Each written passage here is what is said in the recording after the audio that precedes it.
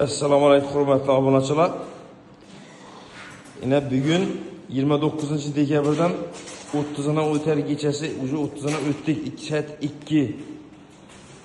Bilyardimizni qurib bo'ldik, xudo xolasa Bo'stona. Ne ya o?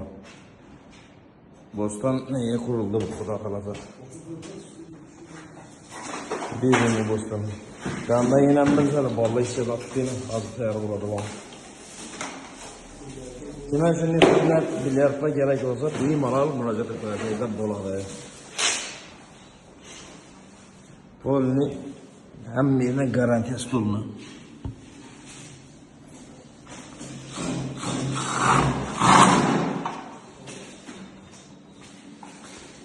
Teylarni göstereyim bu kadar.